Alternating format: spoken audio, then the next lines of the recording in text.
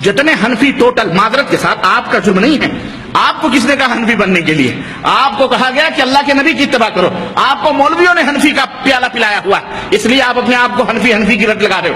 لیکن جو حنفی اگر اس سے پوچھو امام ابو حنیفہ کا نام کیا تھا تو اس بیچارے کو یہ بھی نہیں معلوم ہے کہ امام صاحب کا نام کیا تھا رحمۃ اللہ علیہ، اسے یہ بھی پتا حنفی تو ہم ہیں اگر مانا جائے، کیونکہ امام صاحب رحمۃ اللہ علیہ نے جو نقشہ بتلایا، جو طور طریقہ بتلایا، الحمدللہ ہم اس کے اوپر۔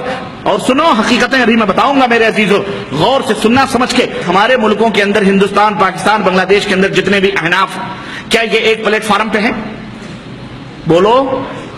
یہ میاں ان میں بھی کتنے ہیں؟ قادیانی ایک الگ فرقہ، یہ بھی حنفی ہے، اس میں کوئی دو رائے نہیں، قادیانی بھی حنفی ہیں، شیعوں کے اندر بھی بعض فرقے حنفی ہیں، احناف ہیں، نمبر 2، نمبر 3 بریلوی الگ ہیں اور دیوبندی الگ ہیں، اور دیوبندیوں میں بھی اب تو 2 گروپ ہو چکے ہیں۔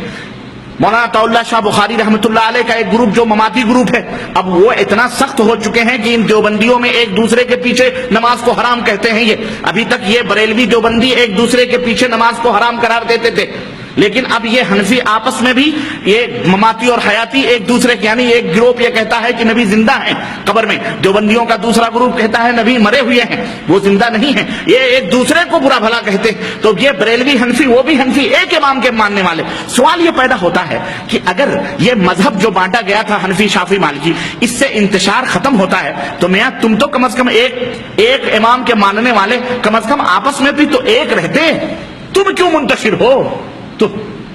سمجھ آ رہی کہ نہیں آ رہی؟ تم کیوں منتشر ہو؟ تمہاری دال کیوں جوتیوں میں بٹ رہی ہے؟ لیکن آپ بھی بہت بڑے وکیل صفائی بنتے ہیں، جب بھی بات آتی تھی جی ہمارے مولوی صاحب نے فرمایا، تیرا کون سا مولوی؟ تو نے پیدا کیا ہے، تیرے جسم سے پیدا ہوا وہ، نہ تمہارے ماں کا، نہ تمہارے باپ کا، نہ رشتے کا، نہ ناطے کا، نہ خون کا، نہ پانی کا، کسی کا نہیں۔ تمہارا کون سا مولوی؟ قبر میں جائے گا وہ۔ تمہارے تو ایک ہیں، اور وہ کون ہیں؟ حضرت محمد الرسول اللہ۔ ہم اسی ایک کی دعوت دیتے ہیں، وہی ہے رہبر، وہی رہنما، وہی مقتدا، وہی امام اعظم، وہی حکیم الامت، وہی پیران پیر، وہی سب کچھ۔ اللہ کے بعد جن کا مقام ہے، جن کے بارے میں قیامت کے دن تم سے پوچھا جائے گا، بلکہ قبر ہی میں پوچھا جائے گا۔ پوچھا جائے گا کہ نہیں پوچھا جائے گا؟ بولو کہ وہاں پوچھا جائے گا کہ تم امام حنیفہ کے مقلد تھے یا امام احمد بن حنبل کے؟ پوچھے گا تم حنبلی تھے کہ شافعی تھے؟ منکر نکیر آگے پوچھیں گے، ان بیچاروں کو تو پتہ ہی نہیں۔ ارے میاں وہ تو بڑی دور کی بات ہے، خود ان ائمہ بیچاروں کو پتہ نہیں ہے کہ میرے ناموں کے ڈنکے بج رہے ہیں دنیا کے اندر، ان غریبوں کو خود پتہ نہیں ہے، ان بیچارے اماموں کو خود پتہ نہیں ہے، واللہ ان کو خود پتہ نہیں ہے کہ میرے ناموں کے ڈنکے، میرے نام کے اوپر لوگ میرے ناموں کے تووں پر اپنی روٹیاں مولہ سونپ سینک رہے ہیں، کھا رہے ہیں، اور اللہ کے نبی کو ٹکڑے ٹکڑے میں کیا ہوا ان غریبوں کو خود پتہ نہیں۔ یہ ائمہ تھے رحمہم اللہ، اللہ ان کی قبروں کو نور سے معمور فرمائے، ان کی لغزشوں خطاؤں کو اللہ معاف فرمائے۔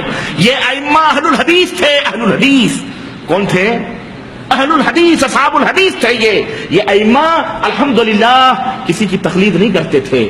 اللہ فرماتا ہے قل ان کنتم تحبون اللہ فاتبعونی یحببکم اللہ، تم جنت میں جانا چاہتے ہو، اللہ کے محبوب بندے بننا چاہتے ہو تو تم میرے نبی کی پیروی کرو۔ اللہ کیا فرماتا ہے ویغفر لکم ذنوبکم، میرے حبیب کے پیچھے پیچھے چلو گے، گنہگار ہوگے بھی تو ہم تمہارے گناہوں کو معاف فرما دیں گے۔ اللہ اکبر۔ یہ بتاؤ کسی امتی کے پیچھے چلنے کی ضمانت اللہ نے لی ہے؟ لیکن لوگوں نے بتایا، ہاں اعوذ باللہ، میں کیا بتلاؤں؟ در مختار اٹھا کے دیکھو، فتاوی حنفیہ کی، فقہ حنفیہ کی معرکۃ الآراء کتاب، کوئی مولوی ہو تو جا آئے اور اس کو میں بتاؤں کہ مولانا حنفی صاحب آپ اپنی کتاب فتاوی در مختار اٹھائیں گے، در مختار کے مقدمے میں لکھا ہوا ہے کہ حضرت امام ابو حنیفہ رحمۃ اللہ علیہ، اللہ اس کی قبر کو نور سے منور فرمائے، وہ بندہ بری ہے اس اتہام سے اور اس جھوٹ سے کہ امام صاحب رات کو گئے، امام صاحب کہاں گئے؟ رات کو خانہ کعبہ کی چابی مانگے تالے والے سے، اس نے چابی دے دی اور کہا کہ میں رات کو خانہ کعبہ کے اندر نماز پڑھنا چاہتا ہوں، چابی دے دی، اندر گئے، ایک ٹانگ کے اوپر کھڑے ہو کر کے آدھا قرآن پڑھا۔ یہ عبادت کا طریقہ ہے؟ اتنا بڑا فقیہ، اتنا بڑا امام جسے 70,000 حدیثیں پڑھانے کا دعویٰ، آج تک 70,000 حدیثوں کا ہمیں پتہ نہیں چلا۔ آج تک ہم یہ دیکھ رہے ہیں کہ فقہ حنفی کی نوک پلک اور اس کی بھویں بخاری، مسلم، ترمذی، ابو داؤد سے سنواری جا رہی ہیں۔ نہیں سمجھ آئی؟ آج تک بخاری مسلم ابو داؤد اپنے مذہب کی باتیں بخاری مسلم ابو داؤد نسائی ترمذی ابن ماجہ صحیح ستہ سے صحیح کی جاتی ہیں. پتہ نہیں امام صاحب یہ 70,000 حدیثیں جو ان کو یاد تھیں، جو لکھا کے گئے، کہاں غائب ہیں، اب کب نکلیں گی اللہ ہی بہتر جانے. اور کسی دل جگہ نے یہاں تک لکھا کہ امام صاحب رحمۃ اللہ علیہ جو تھے ان کی پوری کتابیں ایک صندوق میں بند ہو کر دریائے نیل کے اندر نیچے ہیں، جب امام مہدی آئیں گے، خضر آئیں گے تو اس کو نکالیں گے. واللہ ایسی علم گلم باتیں. سنو، الغرض کہہ رہے ہیں کہ امام صاحب نے آدھا قرآن ایک ٹانگ کے اوپر کھڑے ہو کر پڑھا، پھر دوسرا قرآن، آدھا قرآن ایک پہر، رات کے ایک پہر میں دوسرے ٹانگ کر کے یوں قرآن پڑھا. اب اس کے بعد میں کہنے لگے اللہ تیری عبادت کا حق ادا نہیں کیا. تو اللہ کی طرف سے آواز آئی ہے. امام صاحب رحمۃ اللہ علیہ نے ایک آواز سنی کہ نہیں نہیں اے ابو حنیفہ، تمہاری عبادت سے مجھے بڑی خوشی ہوئی ہے، جاؤ قیامت تک تجھے بھی اور جتنے تیرے ماننے والے اور تیرے مذہب کے اوپر عمل کرنے والے ہیں سب کو میں نے بخش دیا ہے. اللہ کی قسم، اور جھوٹ بولنے والے پر اللہ تو کروڑوں لعنتیں نازل فرما. بولو آمین، بولو آمین. ہے حوالہ غلط کرنے والے پر اللہ کروڑوں لعنتیں نازل فرمائے. بتاؤ بتاؤ بھیا، اب کہاں جاؤ گے؟ اللہ کے نبی کی پیروی کرنے پر تو ہم یہ خوش تھے کہ اللہ کے نبی جنت کی ضمانت ہیں، یہاں تو کہتے ہیں ہمارے امام کے پیچھے چلو جنت مل جائے گی.